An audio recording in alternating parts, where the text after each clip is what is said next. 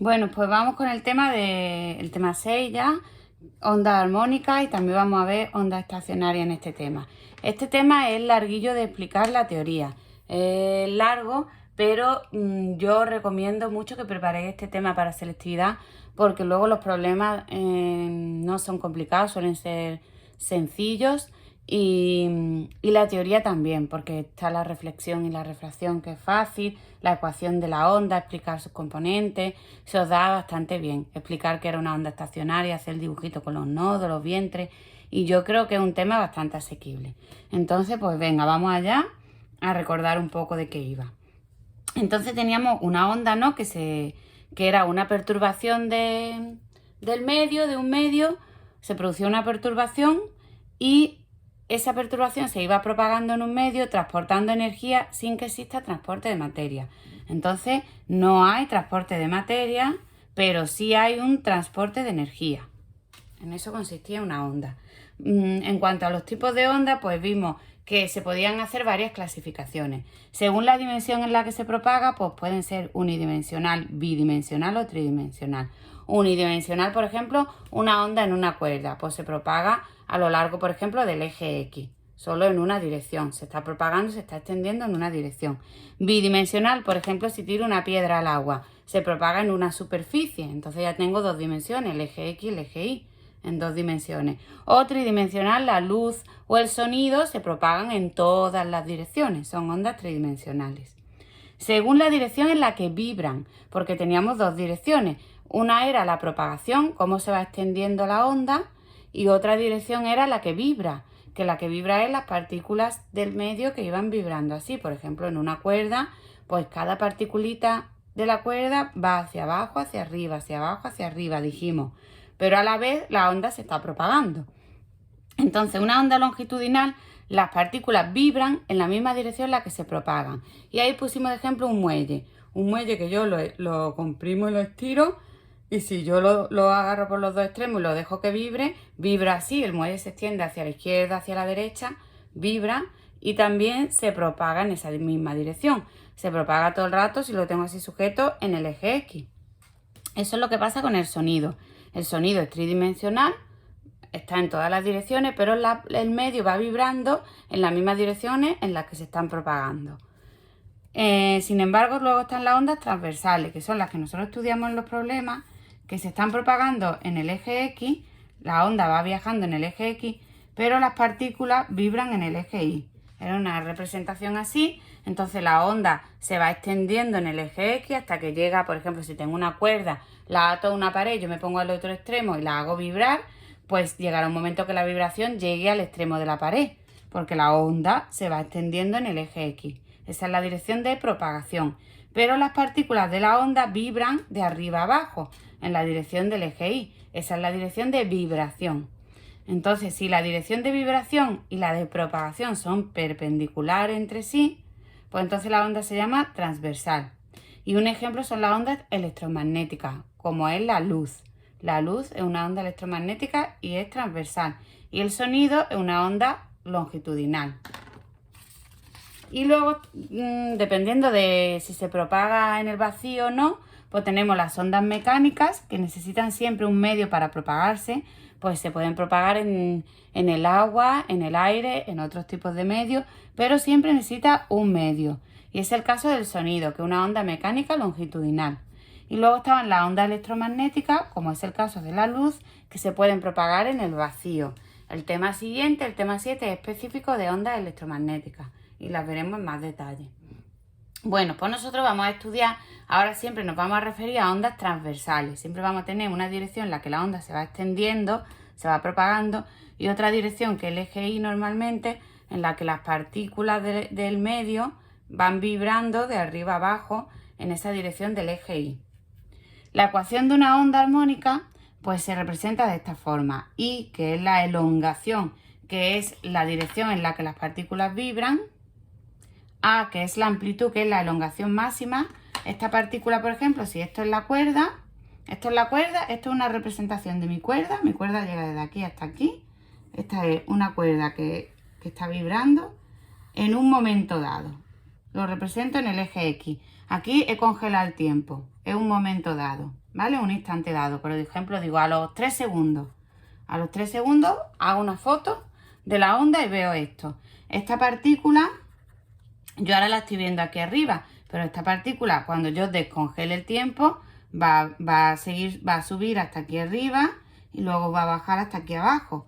Y va a hacer todo el rato este movimiento. Esta partícula igual, en cuanto descongele el tiempo, va a ir hasta aquí arriba y luego va a bajar para abajo. Y así todas las partículas de la cuerda.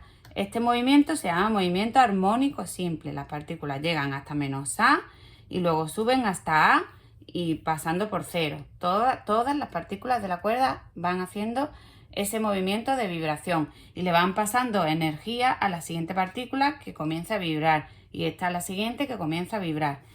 La dirección en la que vibran esas partículas, el eje Y, y esa posición que tienen, por ejemplo, esta partícula ahora mismo está aquí, pues esa es su elongación, la elongación de esa partícula. Y A es la elongación máxima que puede alcanzar esta partícula, hasta dónde puede llegar. Luego yo puedo poner aquí seno o coseno. En este caso es seno porque empiezo en cero, ¿vale? Cuando la X es cero y cuando el tiempo es cero, empieza aquí en cero. La elongación es cero. Entonces en ese caso hay que poner seno. Luego está WT, puedo poner más o menos dependiendo si va hacia la derecha o hacia la izquierda. Si la onda se propaga hacia la derecha, en el sentido positivo del eje X, yo aquí pongo menos.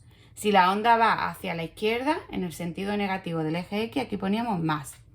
WT más menos KX. Y luego, esto es la fase inicial, que casi nunca lo usamos, pero yo lo pongo por si acaso. Si no empieza ni en 0 ni en A, porque cuando empieza en A es coseno, si empieza en medio, hay que poner un desfase aquí. Que prácticamente ya os digo que siempre os sale la ecuación así. Buscaré a ver si hay algún problema que tenga fase inicial, que es que creo que ni hay, pero si encuentro alguno lo hacemos. Bueno, entonces normalmente vamos a ver la ecuación así. Ahora explico qué es W y qué es K. Y la onda se dice que es doblemente periódica, porque yo aquí he representado la elongación frente al eje X y esto he dicho que es como una foto de la onda. En un momento dado yo veo cómo está la onda. La distancia que hay entre una partícula hasta otra partícula que está vibrando exactamente igual que ella, que está con la misma elongación, se llama longitud de onda, ¿vale? Esa es la longitud de onda. Y si yo represento mi onda en vez de frente a X, frente al tiempo, lo que estoy viendo es el movimiento de una partícula determinada a lo largo del tiempo. Por ejemplo, yo digo, me interesa ver esta partícula. Esta partícula está en X igual, pues vamos a suponer que yo divido esto, el eje X, en parte y esto es 2 metros. Para esta partícula me fijo solo en su movimiento. Esta partícula va hacia menos A, pasa otra vez por 0, vuelve a A, pasa por 0, menos A y así continuamente. Si yo eso lo dibujo a lo largo del tiempo, me queda esto. Este es el movimiento de esa partícula, la partícula que está a 2 metros del origen, por ejemplo. Entonces, el tiempo que pasa desde que esa partícula pasa por A hasta que otra vez vuelve a A, por ejemplo, o entre 0 y que llega otra vez aquí a 0, ese tiempo se llama periodo, ¿vale? El tiempo que una partícula tarda en hacer una oscilación completa, en ir desde A hasta menos A y vuelta hasta A, ¿vale? Y este es el movimiento de una partícula y esta es toda la onda en un momento dado. Entonces se dice que la onda es doblemente periódica. Vamos a ver qué significa cada uno de los símbolos que aparecen en la ecuación de una onda. Bueno, primero os quiero enseñar que la ecuación también se puede escribir con coseno, pero entonces puedo poner, y esta ecuación sería esta, coseno. Si yo quiero escribir esta misma ecuación con seno, tendría que poner un desfase de pi medio. Pero nosotros normalmente la escribimos con coseno y punto. Podemos elegir coseno o seno. Si empieza en 0, escribimos seno. Si empieza en A o en menos A, pues escribimos coseno. Y entonces tendríamos esta ecuación. Esta en este caso es esta, A coseno WT, más o menos según si va para la derecha o para la izquierda, KX. Y lo mismo, si aquí representa frente a X, pues entre este punto y otra vez el mismo sería lambda.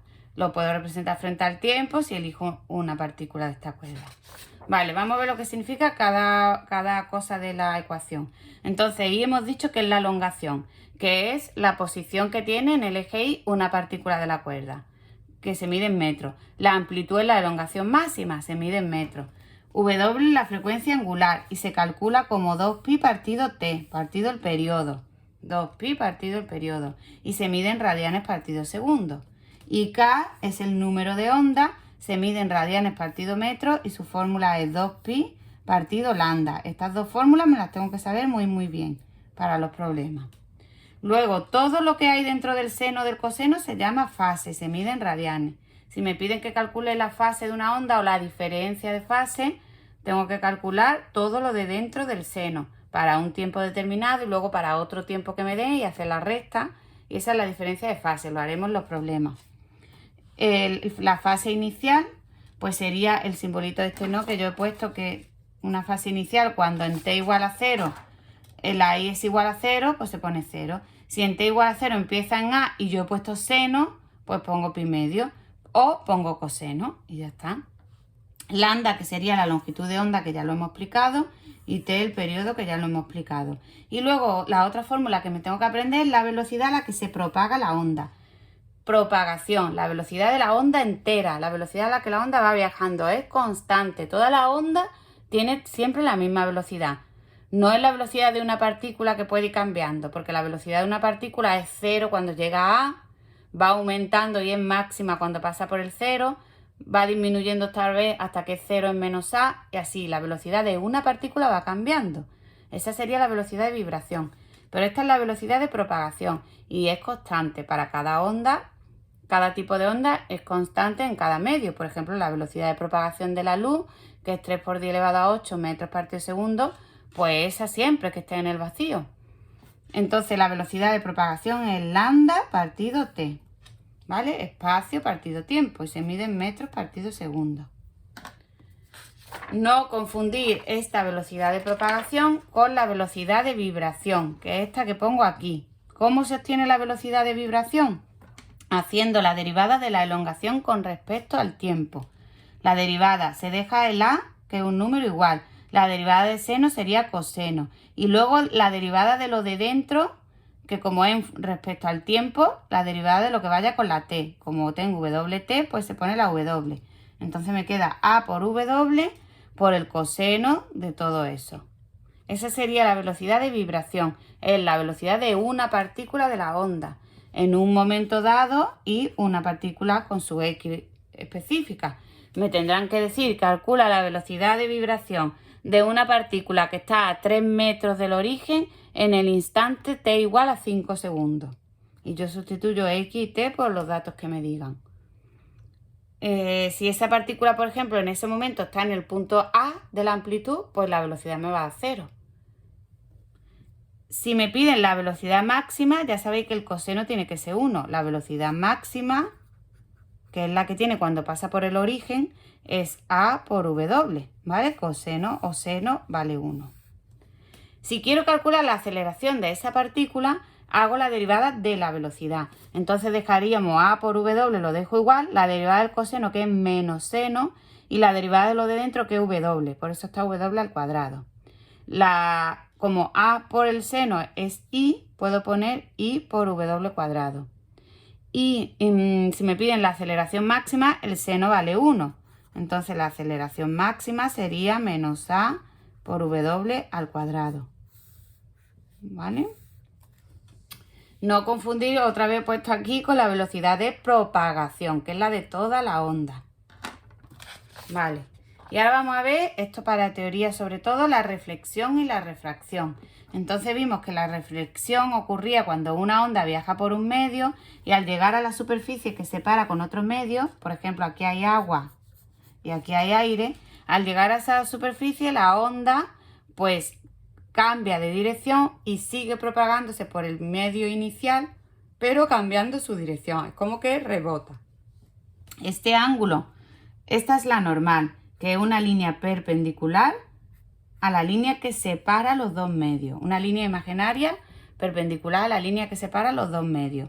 Entonces, el ángulo que el rayo incidente forma con la normal, que es I, es igual al rayo que va a formar el ángulo reflejado con la normal, que es I'.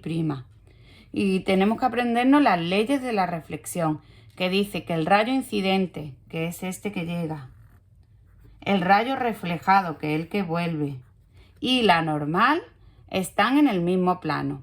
Y luego que el ángulo que forma el rayo incidente con la normal es igual al que forma el rayo reflejado con la normal.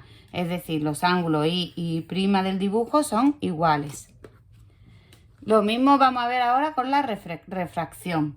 La refracción es cuando una onda llega a la superficie que separa dos medios, viene la onda por aquí, y al llegar al otro medio, parte de la onda pasa al otro medio. Continúa propagándose por el otro medio, pero cambia su dirección. Esta onda, si sigue en línea recta, seguiría por aquí, este camino. Pero en lugar de hacer eso, la onda o se pega a la normal o podría pasar esto, que se alejase de la normal. Y el ángulo ahora de la onda con la normal se llama R. Podría también ser este R.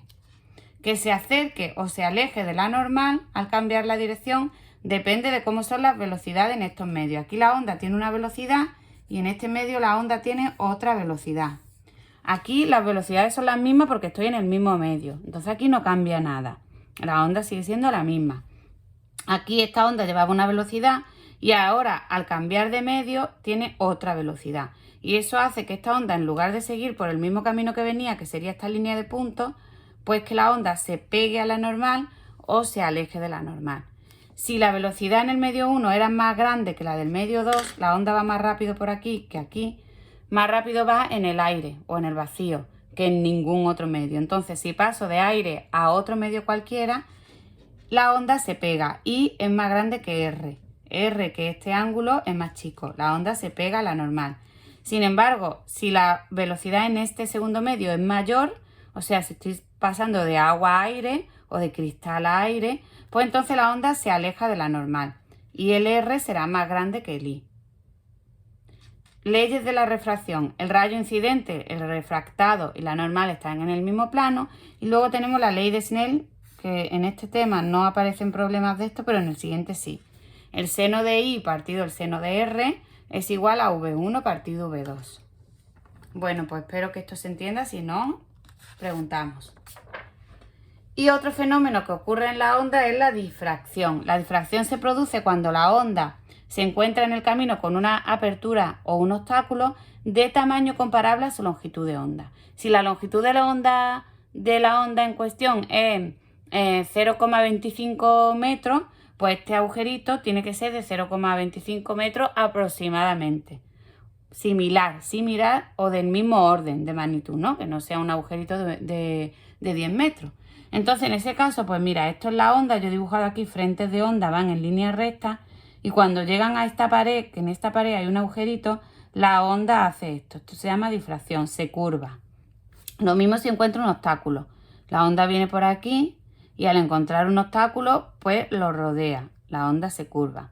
Esto es una de las cosas que caracteriza a la onda y que demuestran que una onda pues no es una partícula, aunque luego vemos que las ondas electromagnéticas no se comportan como ondas, como partículas. Pero esto fue uno de los motivos de suponer que la luz, por ejemplo, no era una partícula, sino que era una onda. Porque hace este fenómeno que las partículas no hacen este fenómeno. Vale, y ahora vamos a ver las ondas estacionarias. Entonces, la onda estacionaria ocurría cuando yo tenía una cuerda atada a un extremo de una pared, la hago vibrar, pero está sujeta también por el otro extremo. Eso pasa, por ejemplo, en los instrumentos musicales, como una guitarra.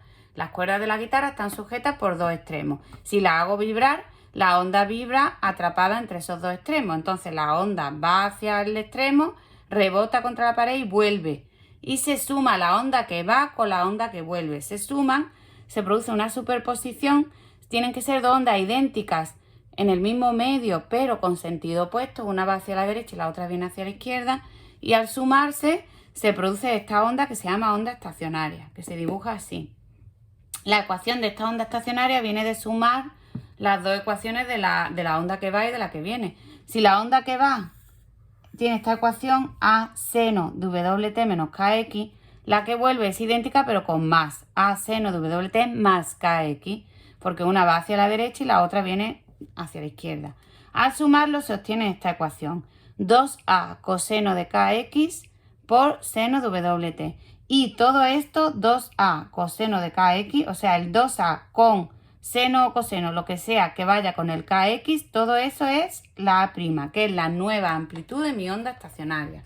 Si veis, la amplitud depende de x. La amplitud en este caso es 2a coseno de kx. Depende de x. ¿Qué quiere decir eso? Que para cada posición, para cada partícula de la cuerda, hay una amplitud, una elongación máxima. No todas las partículas llegan hasta A, hasta arriba y bajan. Esas partículas que llegan hasta arriba y bajan, como esta que yo pinto aquí en rosa, esas se llaman vientres. Todo esto son vientres. Esto es un vientre, este es otro vientre, vientre y vientre. Y hay partículas, por ejemplo, como esta, que son los nodos, que no vibran, están en reposo, siempre. No es que aquí he hecho una foto y en este momento la partícula la ha pillado aquí, no. Estas partículas nunca vibran, son los nodos. Y luego hay partículas, por ejemplo, como esta partícula, que como mucho va a llegar hasta aquí, hasta esta posición. No llega hasta aquí arriba, que es A. Llega hasta aquí, baja, llega hasta aquí, baja. ¿Vale? Esta partícula pues llega hasta aquí, hasta este punto, baja hasta aquí y así. Por eso se suelen poner flechitas así, para indicar hasta dónde llega cada partícula. Entonces, no pasa como en la onda armónica, que todas las partículas van de A a menos A, todas. Aquí no. Si vemos en el dibujo, una longitud de onda sería desde aquí, todo esto, hasta que llego aquí al siguiente vientre. Eso sería una lambda, ¿vale?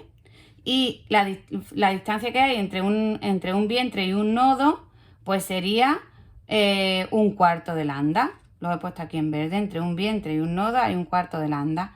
Entre dos nodos consecutivos hay lambda medio, y entre dos vientres consecutivos hay lambda medio. Pero luego, si yo quiero saber la posición que tienen todos los nodos o todos los vientres, pues hacíamos esto que está aquí, que no os gustaba nada. Los nodos tienen amplitud 0, A' es 0, no vibran. Si la A' es 0, esto 2A coseno de kx es 0, que eso es A', la amplitud. Por lo tanto, coseno de kx es 0.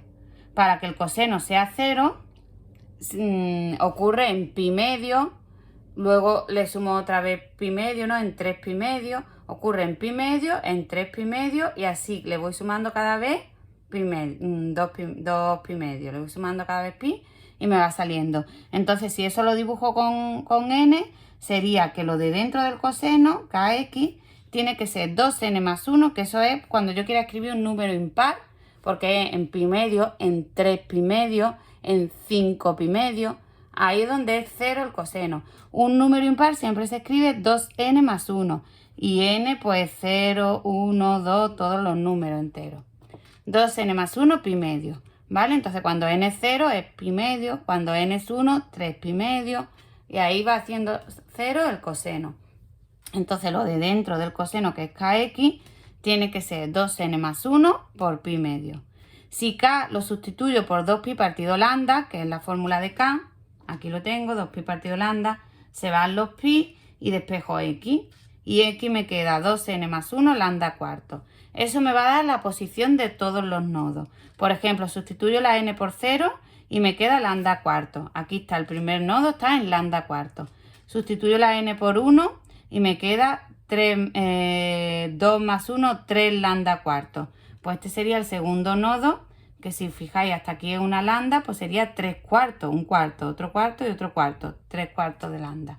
Si sustituyo la n por 2, 2 por 2, 4 más 1, 5, 5 lambda cuarto, que ese sería 1, 2, 3, 4 y 5 cuartos de lambda. Ese sería el siguiente nodo. ¿Vale? Me da la posición de todos los nodos. Si yo sé el valor de lambda, lo sustituyo y me da los metros a los que están todos los nodos. Lo mismo con un vientre. Los vientres tienen amplitud máxima. La amplitud máxima es cuando, si la amplitud es 2a coseno de kx, la amplitud máxima es cuando el coseno vale 1. Es decir, la amplitud máxima vale 2a.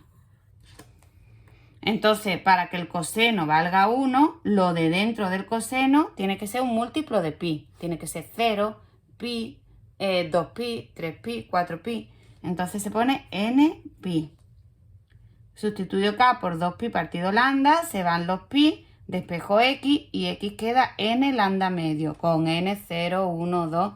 Si sustituyo n por 0, me queda que el primer vientre está en x igual a 0. Aquí está el primer vientre. Sustituyo n por 1 el siguiente vientre está en lambda medio. Pues entonces esto es lambda medio. Aquí estaría el siguiente vientre, en lambda medio. Y así sucesivamente obtengo los valores de todos los nodos y de todos los vientres con esta formulita. Esta es la ecuación que obtengo si las ondas que yo sumo son senos las dos y tengo WT y luego KX. En este orden, WT más menos KX. Si las ondas que yo sumo son con seno, pero tengo KX más menos WT, esta es una onda y esta es la otra y se suman, entonces me queda esta fórmula, 2A seno de KX coseno de WT. Entonces aquí se cambian. La posición de los vientres es la que antes me había salido de los nodos y las posiciones de los nodos es la que me había salido para los vientres. Y en ese caso, al dibujarla, en lugar de empezar en 2A, perdón, que es la amplitud máxima, que esto va desde 2A hasta menos 2A, que es A', pues en lugar de empezar ahí, empieza en 0. Esto pasa cuando aquí tengo esta ecuación, esta onda estacionaria, la de seno KX coseno WT, que es cuando viene de estas dos. Si las dos ondas que suman son coseno, me queda una como esta, que es la misma amplitud que obtenía aquí, coseno de KX, pero en lugar de seno aquí, coseno aquí. ¿Vale? Esos son los tres tipos que podíamos tener, dependiendo de las dos de las que procedían. Y luego dijimos que había una relación entre la longitud de onda y la longitud de la cuerda. La longitud de la cuerda se cumple que siempre es un número entero, 1, 2, 3, por lambda medio. Si de aquí despejo lambda, me queda que lambda es 2 veces la longitud de la cuerda entre n. Entonces estas son las ondas que se podían producir. Ahora vemos un poco en una cuerda, dependiendo de la longitud, pues se pueden producir varios tipos de ondas estacionarias, que me lo da esto. Sustituyo por la n por 1 y se puede producir una onda que ocupe media longitud de onda. Sustituyo la n por 2, puede haber una onda que sea una lambda entera. Y así ahora lo vemos en el dibujo. Si yo cojo, vosotros sabéis que la velocidad de propagación es lambda partido t, que es lo mismo que lambda por la frecuencia. La frecuencia la he puesto con este simbolito. Si de aquí despejo lambda, lambda es la velocidad de propagación entre las frecuencias. O despejo la frecuencia es la velocidad de propagación entre lambda. Todo viene de esta fórmula que es la velocidad de propagación. Despejo la frecuencia, que es la velocidad entre lambda. Y ahora sustituyo por este lambda, Entonces me queda que la frecuencia es n por la velocidad de propagación partido 2L. Y estas frecuencias me dan los armónicos que puede contener un instrumento musical de cuerda. Le voy dando valores a n y cuando n es 1 tengo el armónico fundamental. Sustituyo aquí por 1 y la frecuencia del armónico fundamental es la velocidad partido 2L. Y la longitud de onda sería 2L. Vamos a verlo con un dibujo. Hemos dicho entonces, voy a coger esta fórmula. Lambda es 2L partido n. Y los armónicos son n por la velocidad de propagación partido 2L. Vamos a ver todas las opciones que se puede dar, por ejemplo, entre las cuerdas de una guitarra. Con n igual a 1, que ese es el armónico fundamental o primer armónico. Sustituyo aquí la n por 1 y me queda que lambda es 2L. O si despejo L, la longitud es lambda medio. Entonces la longitud, que es toda mi cuerda, es la mitad de una longitud de onda. ¿Veis? Si yo pongo la longitud de onda entera sería hasta aquí. La mitad de una longitud de onda es toda la longitud de la cuerda, lambda medio. Y se queda esta onda que vibra así. Este es el armónico fundamental. Si yo quiero calcular la frecuencia de este armónico, pues pongo en la N1. Y la frecuencia de este armónico será la velocidad que tenga esa onda partido 2L. Y así calculo el armónico fundamental. Si n es igual a 2, sustituyo en esta fórmula n por 2, se va el 2 con el 2 y me queda L. Toda la longitud de la cuerda es una longitud de onda. Pues mirad, una longitud de onda, ¿veis? Entera.